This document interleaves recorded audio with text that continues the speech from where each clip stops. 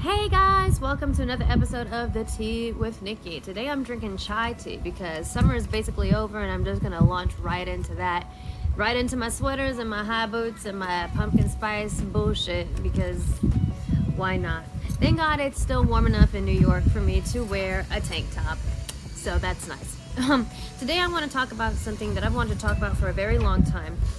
I want to talk about the concept of like staying in a really bad situation in order to reap benefits from it or reap benefits later on down the road. My personal experience comes mainly through like the workplace as far as like jobs and stuff, but honestly this can be applied to anything. I feel it can be applied to jobs, it can be applied to schools, it can be applied to groups of friends, relationships, boyfriends, girlfriends, marriages, whatever. And I think this is a really good time to talk about this because October is Domestic Abuse Awareness Month. But it's not just in cases of like really like big time violence such as domestic abuse. I have noticed that in my very short life, my short 28 years of life, that violence and abuse and just misery has been normalized in certain parts of our life, like the workplace, like having really awful bosses, like, having a really awful, like, significant other. Like, we have normalized this concept of like having to stick out something that's really bad in order to reap the benefits later on. And like I said, I notice this most when it comes to the workplace, where people will stay at a place that they absolutely hate, a soul-sucking job, in order to, collect a pension later on when they retire from that job, or just for the benefits or the healthcare benefits presently, which obviously I know like these are really hard times, and so to get a job with benefits, it's a really big deal. And so in some cases, like, one might have to feel like they do need to stick it out in order, to be healthy, like in order to afford that. And everybody's situation is different, and I definitely recognize that. But I think overall we need to stop glamorizing, or not glamorizing, but just normalizing this concept of staying miserable, hoping that things will get better, when there's almost little to no signs that it will. So if you know anything about my personal story, you know that I went through a very, very awful period of abuse and stalking with a former commander that I had in the Air Force. So much so that the experience left me with severe PTSD, generalized anxiety disorder, major depressive disorder, and panic disorder / agoraphobia, which is the fear of going outside, which is really, really fucking annoying when you are a performer. So that just makes everything so much more difficult for me. But anyway, because of my experience, it left me so tired, and it left me really so drained. Like, I'm 28, but I feel so much older than 28. Like, I felt like years had been taken off of my life because of that situation. And it was a situation that I really couldn't leave, even looking back and trying to see even the few things that I could have done differently as far as protecting myself, it really wouldn't have made too much of a difference, I don't think, because this person was dedicated to destroying me and encroaching on my privacy and some just really unsafe things. There wasn't really much I could do about it, and there's not much you can do when you are in the military. Like, you can't just up and leave a job if you don't like it. If you don't show up to work, you go to jail. Like, that's how it is. And so because of that, I decided to leave the Air Force, because I was like, if this is ever going to happen to me again, I want to be in a situation where I'm free to leave, where I'm free to protect myself, or at least freer than I was this time around. So I left the Air Force, and then I went to another job in the big city, in New York City, and I started noticing some similarities between my previous boss and the one that I had currently. Now, an awful thing with being a survivor of abuse is that we tend to blame ourselves for the things that have happened to us or that seem to continue to happen to us. Like, we feel like whatever we've done something to deserve it, and so we'll feel like bad things just keep on happening to us, maybe because we're a magnet for it. And that's something that I'm always trying to get over. And in these moments of clarity where I know like it's not really my fault, I make sure to say that out loud and tell myself that. But when I was going through it with this new supervisor, I was like, well, maybe I'm just overreacting, and and like maybe this is just really like a bad boss, you know what I mean? Which is the same thing I said about the bitch that was super fucking abusive and ruined me and ruined my life. And so I definitely got some second opinions from some other people within my circle or within you know, some trusted parties that I could talk to, and it was very well known that this person, again, was on their bullshit. That this person was, you know, bigoted and biased and not very nice to certain people of certain persuasions. That's all I'm gonna say. And so I found myself, like I said, not in the same situation that I was before, but it was definitely bringing up more of those feelings. And then just the fact that all the things that happened to me happened in an office, and so going into an office brought back daily PTSD episodes and flashbacks, and so it was very, very bad for me. And so I was braving it out because I'm like, you know what, people have to go through this all the time. Like, everybody has a boss that they absolutely hate. It can't possibly be the same thing. And perhaps it was just a bad boss, but I think that because of what I had gone through before, all of those emotions were amplified. And so when I went through, you know, things with this new person, all I saw was the old person. Like, I was like it was just so like soul crushing, and it got to the point where I started crying again, like I was at my old job in the Air Force. I started crying again every day going in and feeling terrified, and there was just this awful feeling of dread. And I think that, like I said, because I am clinically depressed, I have a mental disorder or a mental injury, that it affected me that much more, I think, than maybe it would somebody else. But it also drove me even sooner to ask the question, like, do I brave this out? Do I stay? Because this is a pretty decent job, and by all means, like, I had just moved to New York City as a veteran. I was scared, and I'm like, I don't know if I'm ever gonna find a job this good again. Like, I don't know, like, you know, how this is gonna work out for me, like, and I don't want to take risks, so should I just stay and brave it out? And I just remember thinking, because there are certain events that happened that led me to be like, okay, I don't think I can do this. Like, if I stick this out, like, it's just not gonna end well for me. And so I started asking myself this question of, like, is this the norm?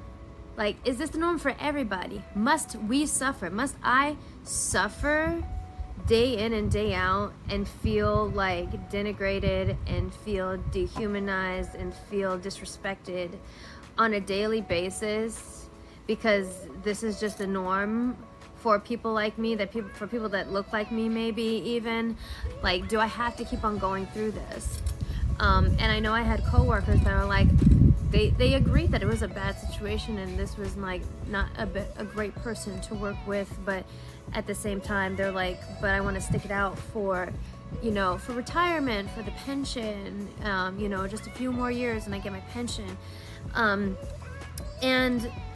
And granted, I was kind of like, I'm kind of on the younger end of the spectrum of people that work there, but I'm just like, I started thinking, because that Air Force experience had taken so much of my life, I was like, I'm 28, I feel like I'm 39 or some shit. Like, I feel so tired. Like, do I have to waste the rest of my youth? Like, do I have to be miserable for like the rest of my youth so that someday in my 40s or 50s, like, I can get a pension, but then I'm old and I wasted all of these years like being completely miserable? Like, why don't I deserve peace and happiness right now? Like, why don't I deserve that right now? And I was like, and I just remember thinking, like, there has to be something more. There has to be something better. Like, I was like, I refuse to believe that I must spend all of my 20s being completely miserable and suffering mentally and emotionally and going through all of this stress and putting my body through all of this fucking stress for a paycheck. I refuse to believe that this is the norm. And so I was like, there has to be more. And so I decided I'm going to take that chance. There has to be something better. And so I made plans. I started looking for other opportunities, and of course I went through the fear of like, maybe this is the best that I can do. And I think a lot of us go through that. I'm like, I think this is the best that I can do. You know, whether it's a job or if it's a relationship, like this is, you know, this person may not be the best, but like maybe I feel like I can't do any better because maybe I felt, maybe you spent a long time being single before this person, and you don't want to let that go because you don't want to be alone. And I think it's kind of the same. It's not the same, but kind of the same. I'm like, you know, you forget that there's a whole world of possibilities out there in jobs and everything. And while it might take a while to find something new, you absolutely can. And I did. I made plans. I was very quiet about what I was doing, and you know, I kept my business to myself. I protected myself. And then when it was time, I put in my resignation and I left, and I went to a new job that I am still at, a job that I love, a job that is still hard, and I still get anxiety from it and because of it, but it's just not the same. It's not the same kind of stress. There's a difference between like normal work stress, I think, that you can work through, and stress that just like is soul crushing. And like I said, now I'm in a space, in an environment where I feel that I'm valued and safer, and so I'm like, and which is why I feel comfortable talking about this now. But the point is, I left that situation and I found this new one. I know this is a really hard topic for victims of abuse, and it's a hard thing to target towards victims of abuse because unless you have experienced abuse, you may not know that it's hard to leave. Like, it's harder than just like, you know, deciding one day like, fuck it, I'm tired, I'm gonna get up and go because fuck this mess. Because when you're being abused by somebody, like truly, it's more than just the element of physical hurt or emotional hurt, it's the manipulation. Like, very likely that person is not just hurting you, but they're making you feel like you don't deserve anything more than what they're giving you. Like, you don't deserve to leave. Like, you don't deserve to find anyone else or another job or somewhere else to be. Like, you deserve all of this hurt and this suffering that you're getting. That's part of it. And so it's hard to balance that between like being like, you can leave, but then also recognizing that it's about the manipulation element of it. And so that's why it's not as easy for many people. But me being a victim of abuse and also understanding that, I just want to say to anybody that's watching this that yes, you can fucking leave. I know it might take you a little while to get to that point personally where you feel like you're safe enough or to work up that energy to do it. Trust me, I've been there. I completely understand. I'm not judging you at all. I just want to tell you straightforward that you can fucking leave. You are not required to suffer. You're not required to suffer through like mistreatment just so that you can reap benefits later on, or that maybe that person will become better, or like maybe if you have kids, like that'll make the relationship better if you just stick it out. Absolutely not. Please do not do it, because I'm like, you know, you have one life, okay? You don't deserve, like, just because you might be younger, it doesn't mean that you deserve any less peace than a 50-year-old or 60-year-old. Like, you don't have to put in years of being mistreated in order to deserve peace. Like, these are like supposedly my prime years, or the best years of my life, or whatever the fuck. And if that's true, I know I definitely look the best that I have in a long time, I think. And so I'm like, if these are the best years of my life, why am I going to spend them being absolutely miserable? That makes no absolute sense. Like, you matter right now. Like, you don't have to get older in order for your life to matter more. You know what I'm saying? Like, you should enjoy your life right now. You should have peace right now. And if you're in a situation where you're having to say, maybe it'll get better if I just stick it out, and maybe if I just like, maybe if I change myself a little bit, and like this person will treat me better, or like I just need to put my head down and, you know, just put my head down and work and just like ignore everybody, and I just need to like stay in this hole so that I can protect myself, and then one day I'm gonna retire. Like, I personally, I can't fucking do that. I can't do it because I already, and like I said, maybe because I have PTSD, this has accelerated the process for me. But I'm like, I have already put in so many years into an institution that failed to protect me, and continues to fail to protect others like me. And so I feel like I've already had years of my life taken away, and I feel very old for the age that I'm at. And I am not willing to waste any more time feeling worthless, because I already have. It's for the birds. It's old. And so all this to say to someone that maybe doesn't have PTSD, maybe you don't, maybe you do, but maybe you feel like you have that stamina to stick something out that's bad. Like, maybe it's not like destroying you the way that I have been destroyed, but maybe like you do have like a sense of dread every time you go to see this person, or every time you go to this job. I'm not saying drop it right now. Like, I'm not saying like go quit your job today, or like leave that motherfucker right now, because you might be in a situation where your life or your safety is jeopardized if you were to do that. All I'm saying is, I want you to know there's always something better out there. Okay? There is always an institution or a job or a person out there who is actually going to treat you with the dignity that you deserve right now, as a person right now. And it is possible to go out and find that. So all I'm saying is that if you find yourself in that sort of situation, you feel like you have to leave, make a plan, stay safe, protect yourself. Not everybody has to be all up in your business. You know, make those plans, make a safe exit plan so that you can get out, because I want you to know that you do deserve that. Okay? Like I said, I think this is something that's really normalized, that we have to suffer through certain things in order to have a fruitful life, in order to have a successful life, or to be financially stable. And maybe there's some things that you'll have to compromise. Because trust me, I was definitely willing to compromise financially to leave a bad situation, because I tell you right now, like, once you get to a certain level of stress in your life, you start realizing that no amount of money is worth putting yourself through that. I was at the point where I'm like, I would rather move in with my mother. I'd rather move in with my mother and start all over again, rather than go through all of this shit and be paid the money that I do. Thankfully, I did not have to sacrifice financially to move on to something better. But I'll tell you that I'm just saying that your health is more important than anything.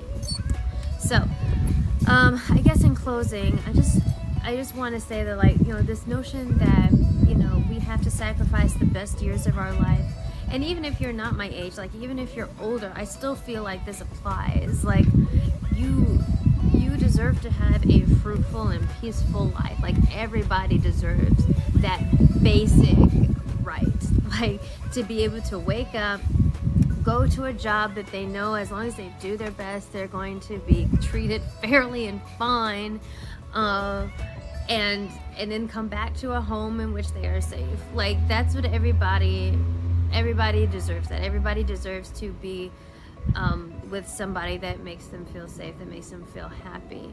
And if you're not getting that, then you definitely at least have the right to question, is it worth staying in this? And if you decide that it is not, then that is completely up to you. It is your prerogative, and whatever you decide, honestly, like, is right. It's right.